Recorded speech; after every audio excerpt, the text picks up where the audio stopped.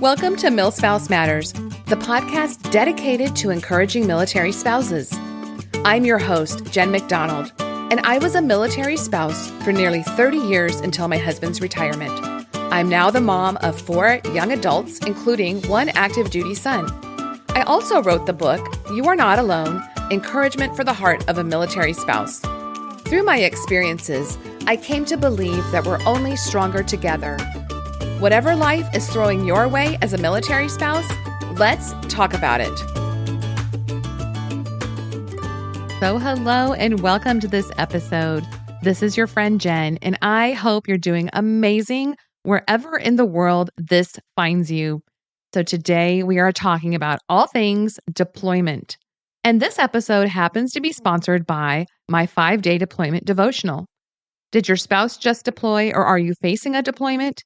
Do you feel like no one understands how you're feeling right now? Do you feel raw, lost, or even just numb? Are you not sure how you feel? Are you wondering how you're going to get through the coming days? Let's walk through this together. I've created this 5-day deployment devotional just for you. With space to journal and Bible verses for each day, we'll walk through pre-deployment, the goodbyes, the early days, helping your children process this event, and preparing your heart for homecoming.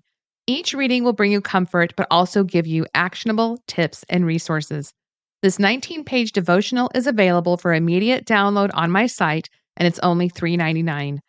You can find the 5-day deployment devotional at jen-mcdonald.com/shop. Also, be sure to grab your free ticket to the all-online, completely free Pillar Deployment Retreat at pillardeploymentretreat.com. You'll get to hear from loads of other military spouses and military life experts, including me. I'm going to be talking about helping your teens navigate the deployment of a parent. And there are so many other timely, helpful topics and lots of freebies. So I hope to see you there. It's coming up November 4th through the 6th. Check the show notes or my website for more information, or just head right over to pillardeploymentretreat.com. So today I'm actually talking to the co-founders of Pillar, Becky Hoy and Joanna Guildin-Noll, and I have a feeling that you may have already heard of them. Not only are they amazing women and entrepreneurs, but as you'll see, they have such a heart for military spouses. They have so much good stuff to share. So without further ado, let's get right into my talk with Becky and Joanna.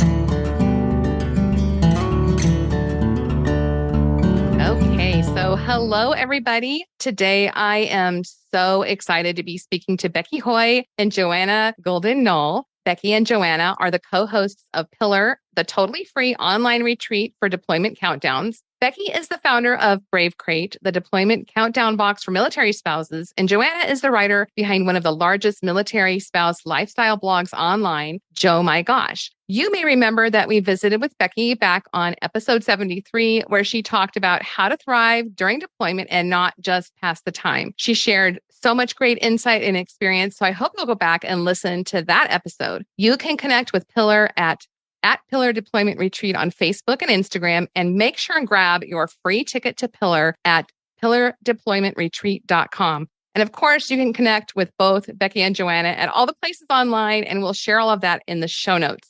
So, wow, that's so much good stuff. And I am so excited to be talking to you both today. Thanks so much for having us. Yes, I've been really looking forward to this talk. So before we get into all things Pillar and your deployment experiences, if you'll both take a moment and just tell a little bit about yourselves, your background with the military. So I don't know who wants to go first. I'll go first. I see Becky pointing at me. So my experience with the military is really limited until I started dating a sailor. And he turned into my husband.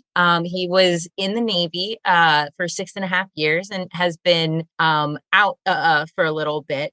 But our whole dating and then the time that we were engaged was all under the cloud of a possible deployment from Afghanistan to Afghanistan, and then a year-long deployment to Afghanistan. So when John and I were engaged, he left June of that year, and then he was gone for an entire year. He came back, and 4 weeks later, we got married.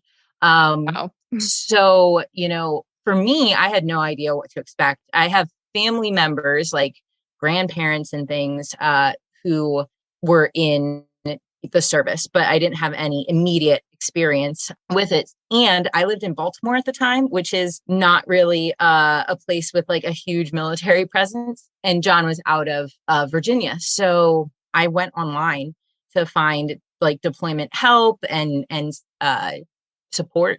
And through that process, I started writing Joe My Gosh, which is a totally different story. But that's kind of like the start of it. And then got married, was a military spouse for quite a bit of time. And just really through that experience, got to meet fabulous people like Becky and like yourself, Jen. Just had the overwhelming sense of how important like an authentic, positive community is. Not necessarily positive all the time, but positive in support. Yeah. You just jumped right in. You got thrown in. Oh yeah, it was like the real deep end. Yes. Wow. Well, thank you both for your service. I know is he reservist now or he's retired? No, he's a veteran, and doing a completely different line of work in the coffee shop business. That's awesome though. We love it. We went from one extreme to the other. Yeah. Well, Becky, remind us a little bit about your background. Sure. So I've been married to my husband, Randy, for moving toward 12 years now, which blows my mind to even think about. And he's been in the Army active duty for that entire time. So we started dating toward the tail end of my undergraduate experience in college. And I knew at that point that he was entertaining the idea of joining the Army. And I think I just kept telling myself, like, he's not going to, it'll be fine. Don't worry about it. And he did end up joining, and we were engaged shortly after he graduated basic training while he was getting ready for AIT. So I did, the true tried and true military spouse process, and we got engaged. I moved to Virginia while he was in AIT, and we were married there in Fort Eustis, Virginia. And promptly after we were married, found out that the duty station he would be going to after he completed his training was scheduled for a deployment to Afghanistan. So he deployed to Afghanistan the first time, maybe I want to say like 3 or 4 months after we were married. So I was brand new to military spouse life and double brand new to the idea of counting down a deployment season. Since then, he's had 3 official deployments, but probably more like 7 or 8 seasons of being separated from our family. And for things like TDY or training or geobatching. And we all know deployments look different right now, and that all of those seasons of separation are really difficult in their own way. They're equally hard, just in different ways. And so at Pillar, we really do try to speak to all of those different seasons. We use the word deployment, but we always try to make sure that our friends and attendees and speakers know that deployment means a lot of different things right now. And so we, that was the start of our military life experience. And I struggled through that first deployment and ultimately came out the other side realizing that I had to make a change in the way that I was counting down deployment, that I had to stop really just wishing away every single day, because that's what I was doing. And I think a lot of us do that, whether it's the first time or the 5th time. It's so easy to look at the calendar and just be like, oh my gosh, can we just get through these, whatever, 12 weeks or 12 months? Like, I just want to erase them from my life and get to homecoming.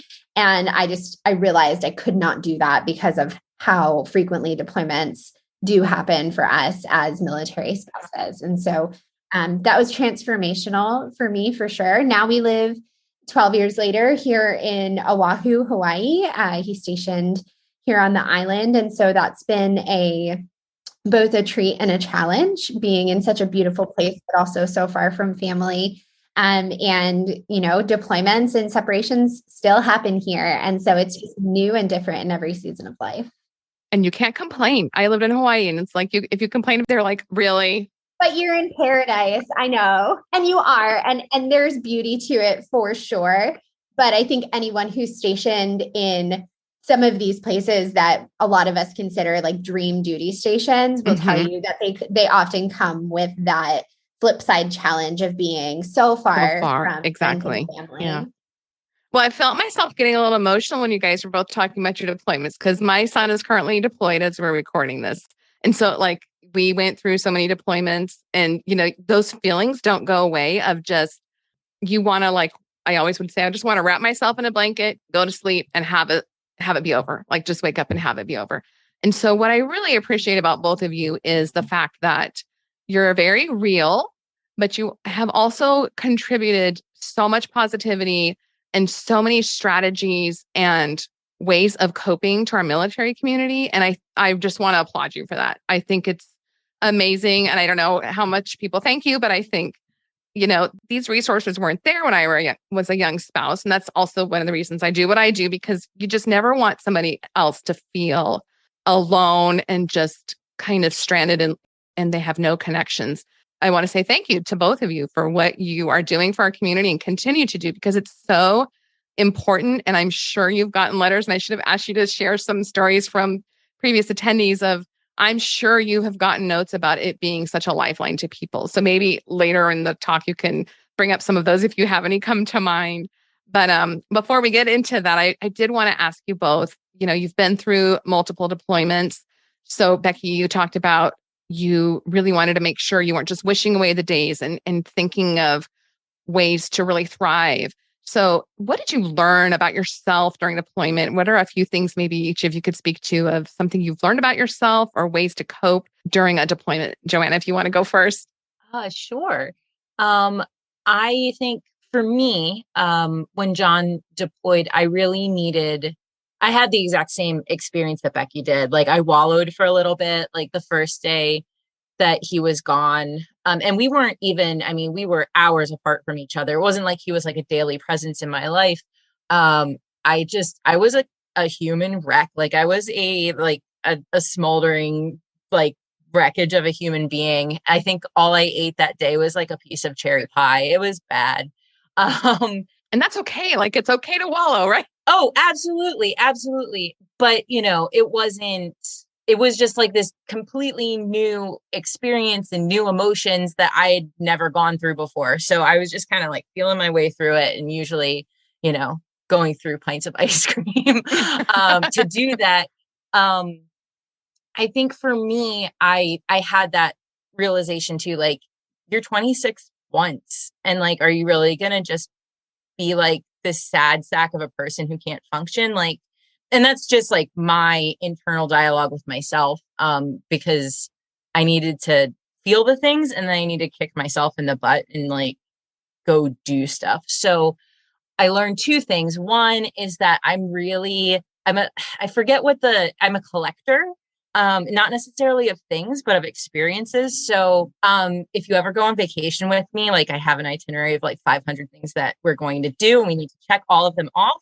And deployment was no different. I created a bucket list for myself of all the things I wanted to do while John was gone. And it was a whole bunch of different things, including like books I wanted to read. I walked a half marathon because I couldn't really get myself to, you know, actually train to run one, but I walked one. So I thought that was maybe kind of the same thing.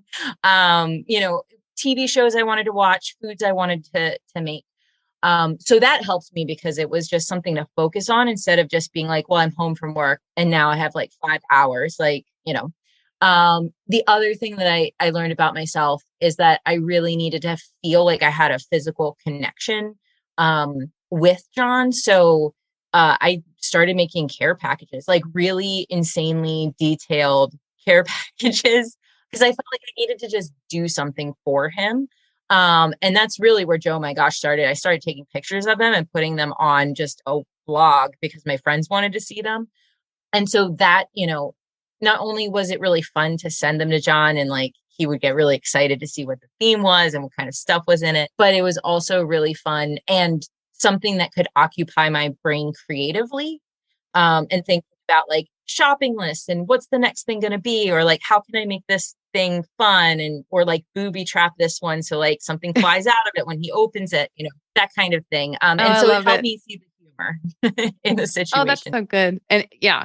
And it's like, you're going to have bad days, but to have something positive to focus on, that's so important.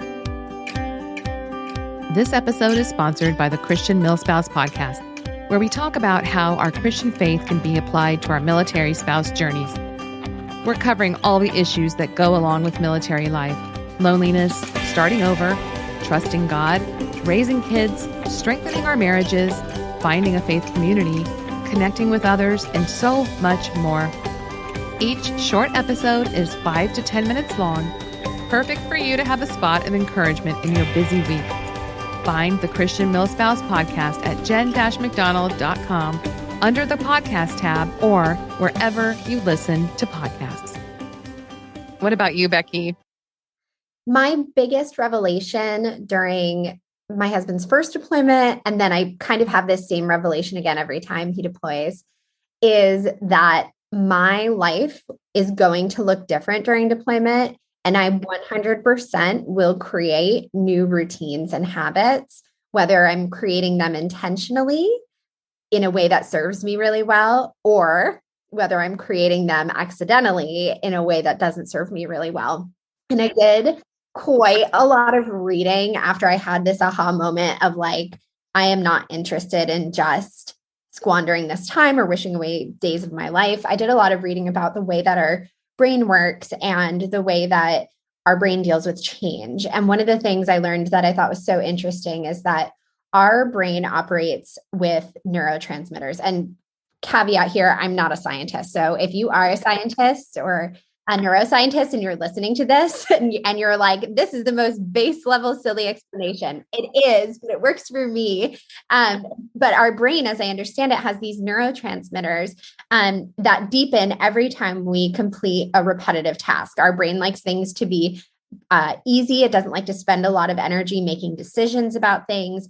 So every time we complete a task that we do over and over again, these neurotransmitters deepen, and it makes it easier and easier for us to do that same thing again. So for instance, if I'm stressed and my go-to reaction is reach for an Oreo, which, spoiler alert, it kind of is, then it makes it easier and more automatic for my brain to reach for that Oreo every time I'm stressed.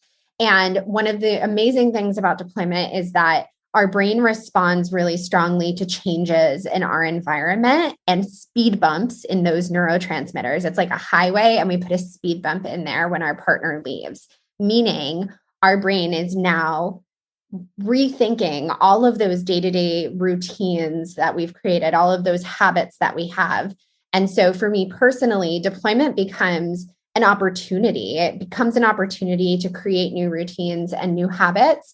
And I have to be really intentional in the early months of a separation from my partner about how I'm going to handle those changes. So a really good example of this for me is nighttime and my nighttime routine.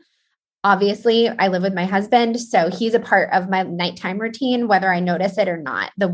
The fact that I go brush my teeth and then I know 10 minutes later he goes and brushes his teeth and I get in bed and then he gets in bed 10 minutes later, it all stacks. My brain notices all of it. So when I remove him from the equation, I have an opportunity to be really intentional about what I'm doing in what order ahead of bedtime, or I have the opportunity to not be intentional about it and end up binge watching Grey's Anatomy until 2 a.m. So that really is my biggest tip for deployment, is focus on habits and routines. I know a lot of people who have never experienced deployment like to compare it to maybe being a single parent or having a partner who works, really strange shifts and maybe isn't home for a week at a time. But the difference is our entire routine is uprooted. It's not just about having one less person in the home. It's about the fact that every routine and habit we have, now there are speed bumps in that neural pathway in our brain. And so my biggest piece of advice, what has worked so well for me, is going into deployment with the mindset that I am now in a place where I can recreate routines and habits. And that might even mean improving routines and habits that I have when my partner's home, and really expanding on those and making them work even better for me. I love that. Something that both of you said. So you're talking about routines and how people compare it to, other situations that really don't compare. And it's not a contest. It's not saying, oh, we have it worse, we have it harder. It's just very different. And Joanna, one thing you said about being so, just a mess when your husband or your fiance first left, that's the component I think that if you haven't been through a deployment, and like you said, there's a different definition for deployments. For a long time, it meant you're in the sandbox, you're in the Middle East. And I know like for Navy, it means something else. And for other service branches, it means something else. But knowing that there's somewhere you can't reach them, they could be in danger, you may not hear from them for days or weeks, that adds a whole different component to just being apart. You add that worry in, you add that. I just remember my husband's first deployment was to Baghdad, Iraq. And just knowing, like, I could not, if something happened with one of our kids or me, I could not pick up the phone and call him. It would be days until he could get to us. I felt like he dropped off the edge of the earth, not to mention he's in a bad place with bad people that want to do bad things. And I think that it's just, we can't underestimate that effect. And so spouses listening, we get that. Like, we're not saying, put on a happy face and you can just smile your way through it. That is real. And it's okay to acknowledge that. But I think what's so important, what you're both saying, is that you have to somehow figure out a way to live and to get through the days while they're gone and not just exist. And I think that's the main point of all this is you have to do it. You can either be miserable or you can really make it something where you grow and you learn more about yourself and you discover new interests and all these wonderful things. And that's okay. It takes a little bit to get there. You're going to always have that undercurrent of worry, and that's okay too. But Becky, I have to tell you, my son is, like I said, my son is deployed. I've sent my daughter-in-law a couple of your boxes, and I happened to be visiting when one arrived. And I was like, this is so cool. I love this so much. I love that. We love when Brave Crates are gifted to people. And I want to just follow up, Jen, on what you mentioned about the fact that, like, using Joanna's bucket list strategy or using the strategy I mentioned about creating new routines and habits. I 100% agree with you. Neither of them exists in a box that is somehow devoid of the worry or the pain of separation. They really are just coping mechanisms for dealing with that pain and that separation and the worry. And so when we're thinking about like routines and habits, one of the routines that I added into my life during deployment and I do every time my partner's away from home is journaling about some of the feelings that I'm having around the deployment season, because it can be hard to just internalize them and sit with them, but getting them down on paper is really helpful for me. And so as if you're a military spouse listening and you're thinking like, okay, how do I implement the bucket list strategy? How do I implement new routines and habits? I would encourage you to think about what it looks like to process some of those feelings and not ignore them, but embrace them. Because we don't want to just put a Band-Aid on and say like, pull up our big girl panties and, get through it. It's not about that. It's about learning to live well alongside that undercurrent of separation. I think it's about being kind with yourself too. Like our society often like really pushes people. It's like, you always want to be like this super achiever, right? Like it's not enough that you go to the gym 3 times a week. Like you should be going all 7 days a week and all these things, right? Becky, as you were saying that, it reminded me, I was a couple months into John's deployment, and like I thought I had picked myself up, brushed myself off, like I was in a good spot. And then there was like this week that there was like a series of news articles that came, and I work in the news industry now. So like, I'm not bashing the media at all, but there was just like this weird string of like stories that all happened either very close to where John was or like where he was deployed at that point. And I fell apart. Like in my head, I convinced myself I was never going to see him again. I lost 10 pounds in a week, which, it was just, I was just like totally in this really bad place. And that was months after I thought I had it all together again. So I think, again, I had to like look at myself. And I think, Becky, I was kind of like subconsciously doing what you're talking about, like the habits and routines and being like, no, Joanna, like you do have to eat breakfast and lunch and dinner again. Like, let's start being healthy and kind to yourself. And it's okay that like you also collapsed for a week and just turned into like a couch person. It was just not, it wasn't great. And that's okay, because like, you're also a human being and not everything is going to be great all the time. No. And it's like something you have to keep redoing. Like you said, it's a process. You don't do it once and I'm good now. Right. Anybody that's been through a deployment knows that. That's such good advice and experience. And, if there's anything else you guys wanted to add about your top tips for a spouse that's currently going through a deployment, like how can they take care of themselves, or just ways to connect, or maybe share a couple of tips beyond what you just shared, of how you've gotten through it. My number one piece of advice outside of routines and habits, and this is so hard to do, it's hard for me, is learn to embrace other people's support. We often have friends and family who say to us, anything I can do for you during deployment season, just let me know. I want to support you. And I think I always subconsciously believe that they don't mean it. I think to myself, like, well, it's a platitude. They're just saying it to be nice. What I've learned over 12 years, though, is people really mean it. People want to support you. They want to be there for you and your family, especially if they've explicitly said that. And our job at that point is to make space for them to do that. And so one of our speakers at Pillar last year, Jessie Ellertson, she's a life coach. Her coaching program is called Simply Resilient. And she had this great idea of actually creating space for people to enter into your life and help by having a list of go-to things people can help with and knowing how you'll respond when someone says, I want to help you. So when someone reaches out and says, hey, I know your partner's deployed, I just want to say, if you need any help, I'd love to do that. And you can respond and say, hey, I really appreciate that so much. Actually, what would be super helpful for me is, once a month, would you mind just like swinging by and letting the dog out at lunch and playing with them? Because I just don't have as much time to do that.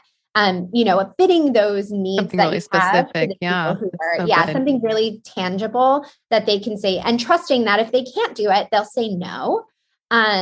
But learning to accept and embrace that help it's an ongoing struggle for me, but also something that has been so satisfying when I've done it. I think the tip that I would offer, kind of along the same lines as Becky, but a little bit different, is to find your, like, the people who are supportive of you and of your family in an authentic way. And to also recognize that those people don't have to be military connected. True. The military community is full of wonderfully supportive people, but especially when you're at the beginning, if this is your first deployment, or like you're very, very new to military life, it's okay if you don't have supports who know every single thing about the military. Some of the most supportive people during John's deployment were my bridesmaids, who were like college friends who had no association with the military. They had no clue what, half of the things I was talking about but they were able to sit with me in the good stuff and the bad stuff. And one, I will never forget, when I told her that John was deploying, all she said was, that sucks so much. And it was so validating, instead of the, hundreds of other things she could have said to try to make me feel better. She just like verbalized the thing that I was feeling and didn't make me feel bad for feeling that way. It's so great. They don't have to understand if they just sit with you, and they love you. So they want to support you. And I think those are both such good points, and being really specific about if somebody is wanting to help you, because they may really want to and not know how, or they may just sit with you and say it sucks with you. And that may be all you need sometimes. It's just to validate you. That's so good. Well, we will talk to spouses who are currently going through a deployment in just a minute. But first, I want to talk about all things Pillar. It's coming up soon. It's very exciting. So I'm going to let you two tell us all about it, how it started, the vision, what people can expect, all the good stuff. So I don't know who wants to go first. Sure, I'll jump in. So back in 2000, I think it was 2018, maybe it's 2019. So as the founder of Brave Crate, Joanna was a friend of mine. I had connected with her years prior, and I reached out to her at one point and said, hey, I've got this idea for a support system and a resource for military spouses going through deployment. And I really love the vision behind Brave Crate and what we're doing there. I love what you're doing with Joe My Gosh. I think that we can do even more and reach even more people. And what I realized was that as I was meeting military spouses who were joining Brave Crate and starting to receive monthly deployment countdown boxes, that a lot of them weren't aware of just how much online support and how many experts there are sharing resources and stories about their deployment countdown seasons. So people were asking me things like, how do I learn about making a care package well? Where do I go to hear more advice about counting down with children? How do I hear more stories about other people who are newly married and counting down? People just really looking for that support. And I realized there are so many fabulous military spouses who are generously sharing their knowledge, whether that's through blogs or podcasts or courses. And I told Joanna, I thought it would be amazing if we could bring all of those resources together for free over 3 days and create a community of military spouses who are either counting down deployment actively or want to be prepared for a future deployment season, whether that's, a traditional deployment, geobatching, whatever, training separations, whatever that is. And Joanna is as crazy as I am. And she jumped in and she even expanded this idea and said, I think we can make this bigger. I think we can make this more impactful. And so we just started diving in and exploring the idea. We surveyed so many military spouses to see what would be the most impactful for them, what topics they were interested in, where they wanted to meet together, what time of the year was the best for them. And we landed on a 3-day online retreat hosted inside of Facebook, inside of a private group, which is, we learned, where most of our military spouse friends are already existing online. And we now welcome more than 25 military spouses, significant others, and thought leaders in different fields to join us and share their expertise over 3 days in a large group of military spouses who are counting down together. And over those 3 days, we just welcome so many people for nonstop conversation and idea and tip sharing, lots of fun giveaways, lots of community time where we're live together and sharing our experiences and our stories with one another. And it's become something beautiful. That's incredible. Well, how did you two connect in the first place? I forgot to ask that, because how long have you guys known each other? Oh, I think, I want to say 2016, Becky. And Becky cold called me out of nowhere. I had no idea who she was. She wanted to talk to me about Brave Crate. And I was like, honestly, that is such a cool idea. We just we have a lot of things in common too, that we found out throughout the years, just likes, dislikes, those kinds of things. But when she called me she literally said, "Hey, I've got this idea about Pillar," or we weren't calling it Pillar then. I've got this idea about this conference. Can I just call you and pick your brain? And as she's telling me her idea, my head was just like, Becky is brilliant. I knew that from the minute we talked in 2016. I was like, I have to be part of this somehow. And I was like, would you please let me just be part of this somehow? And she did. She was so gracious and let me be part of it. That's wonderful. As far as participants go, the tickets are free, correct? They've always been free. What can they expect, Joanna, from when they sign in or whatever? Do they have to watch everything live, or are there other options if they can't make those 3 days? If you can just kind of give us an overview. Oh, sure. So tickets are free with no strings attached. And that is because of our partnership with USA Life Insurance Company and USAA Life Insurance Company of New York. They come alongside of us. And USAA has sponsored every year in just this huge display of support from them, which has been wonderful. So no strings attached, totally free. All you have to do is sign up for it once you're in the group. Something that Becky and I are very passionate about is making it as accessible to as many military spouses and significant others as possible. So while there are things that go live during the retreat, everything is available for playback. And we know that military spouses have incredibly demanding schedules. They've got lots of responsibilities. And we also know that we have military spouses from pretty much anywhere that the military is stationed. We have spouses in Germany, Korea, like all over the US. So we really try hard to make sure that they can find what they need when they need.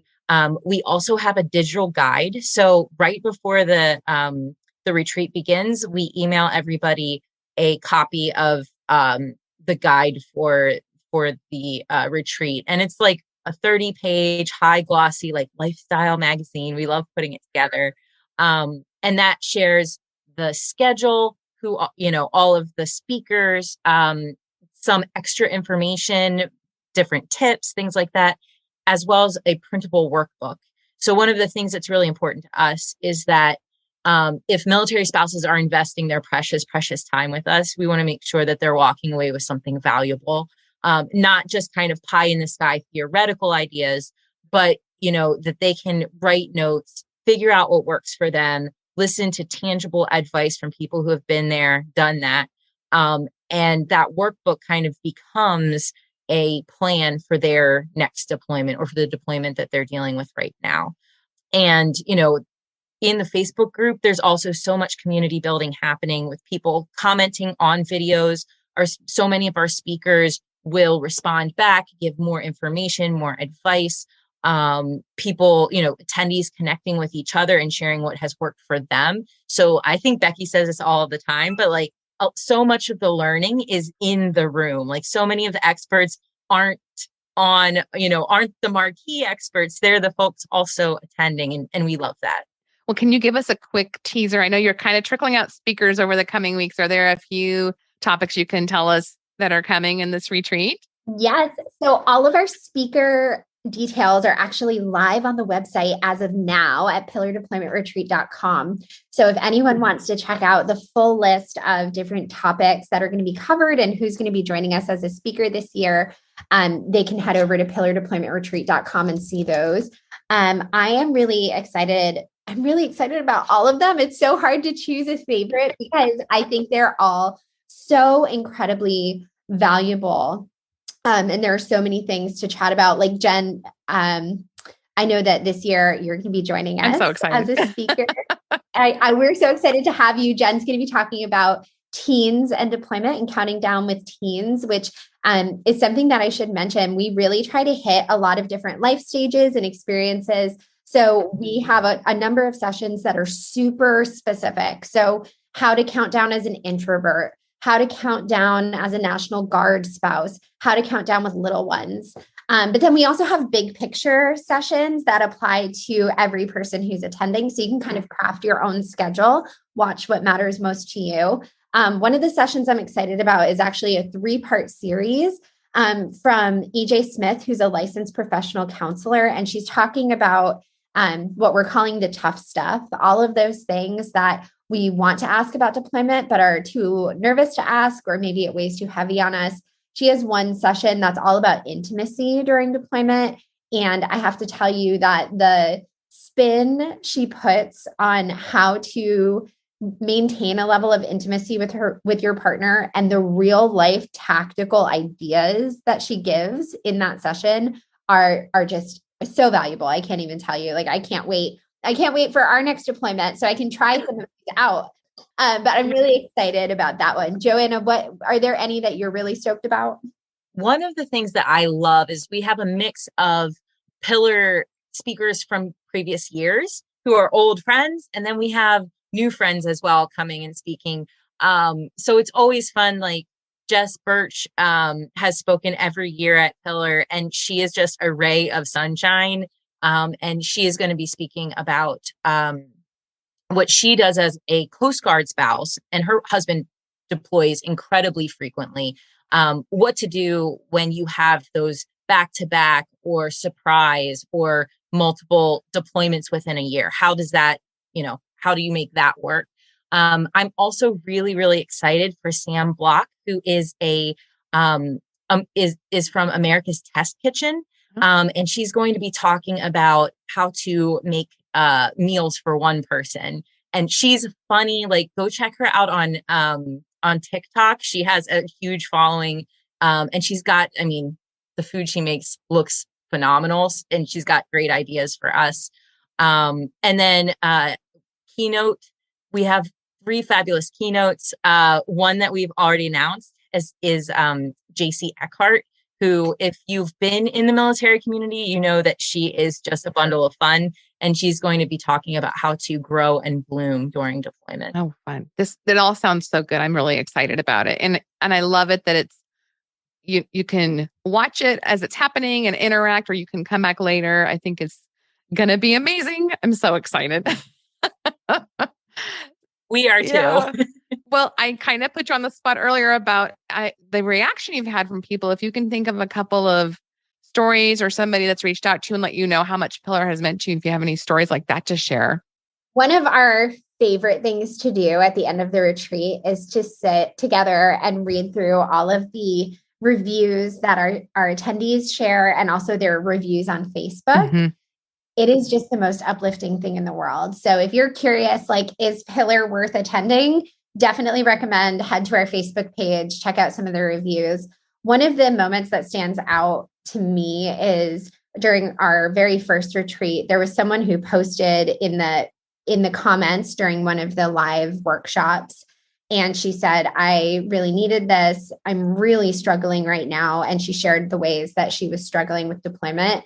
And oh my goodness, the love that exploded in the comment section of this video just brought Joanna and I to tears. We are not criers, but we were just so overwhelmed by the amount of love that was being shared from other attendees.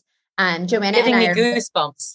I know. It gives me goosebumps too. So Joanna and I are very present in the comment sections of all of our workshops, and we love interacting with everyone, and all the speakers do too. But just to see other attendees kind of rally around this person who shared vulnerably that they were struggling with their deployment countdown was the most beautiful moment. And we see it every year. We see some form of that in multiple places, where people are sharing their vulnerability and others are jumping in, not just to share advice. Like, advice is helpful for sure, but more importantly, to just share empathy and to share love and to say, you are not alone in this.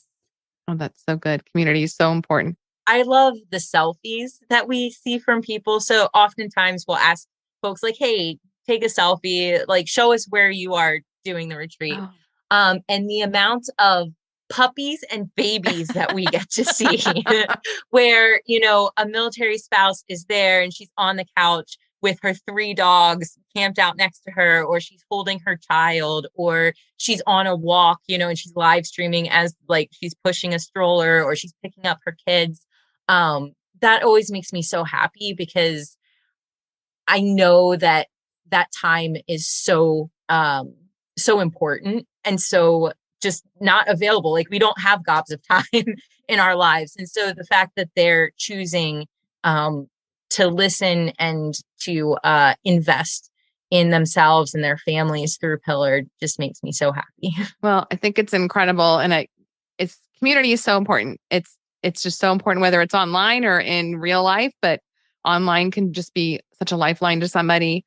And before we close, I want to give you both an opportunity to speak to people that, if they're currently going through a deployment and they're really having a hard time and struggling and they're just not feeling it, like, all of this sounds okay, whatever. I just want to get through it. I'm really struggling. What would you say to that person right now? I want to give both of you a chance to speak to that individual. You are not alone. It is not just you. And if you have been on social media and you've seen other military spouses or significant others talking about how they are thriving during deployment, or the 10-part workout plan they're doing to pass the time, that is just a part of their story. And everyone, for the most part, experiences what you're experiencing right now. It is okay to sit in that, but it is also good and uplifting to connect with other people. And so if you are in that space where it just feels like you're in the deployment black hole, I want to encourage you to come join us at Pillar and just be in the room. don't push yourself to, fill out your workbook and create your action plan, but just simply be in the room and read the stories that other people are sharing so that you're not alone. If you do that, I would be shocked if you didn't walk away feeling a little bit more prepared to pull yourself out of that space, and to start adding in some pieces that you've learned from the retreat to make this experience a little better for yourself. I think choose one thing that you can change. It doesn't have to be big. I think if it's, for me, it was getting off the couch when I was really, really struggling, and just, going and brushing my teeth. And that little bit, or that little jump start, I think can turn into 2 things or 3 things. To agree with Becky, maybe one of those things is to sign up for Pillar, and not to be an advertisement, but it is completely free with no strings attached. So there's no lose. There's only the possibility of winning with it. And Becky and I, through hundreds of military spouses, well, thousands now, like we have seen how important that little bit of community, something to look forward to, can really make a difference in somebody's deployment countdown and in the season they're in. So maybe that can be the start of something for you. I love that. Well, thank you both so much for joining me today. I could talk to you for another hour. I think there's so much good stuff to share. And I just, again, appreciate everything you're doing for the military spouse community. Is there anything else you needed to add or wanted to add before we close out? I would just say we really hope that if you are counting down deployment right now, or if you are a military spouse who knows in the future there might be a season of separation on the horizon, that you will come join us at Pillar this year. And our hope in that is just for the pure fact that we know it can be transformative, and we want as many military spouses as possible to get whatever they need out of that weekend. So we'll be together online November 4th through the 6th, but tickets are available online right now, totally free at pillardeploymentretreat.com. And we have some pre-retreat giveaways coming up. So you want to be in the group for them. That is so good. Yes. And yes, make sure and grab your free ticket and join us there. And if you aren't going through a deployment, or you're not about to, and you know somebody that is, or you just want to share it on your social media, share it, because you probably know spouses that are currently in that place. Thank you both so much, Becky and Joanna, for joining me today and sharing so much insight and sharing all about Pillar. Thanks, Thank you Jen. for having us. Let's do it again sometime. Yes, we will. We will for sure. And listeners, just remember, you are brave, you are strong, and you have got this. And I'll talk to you next time.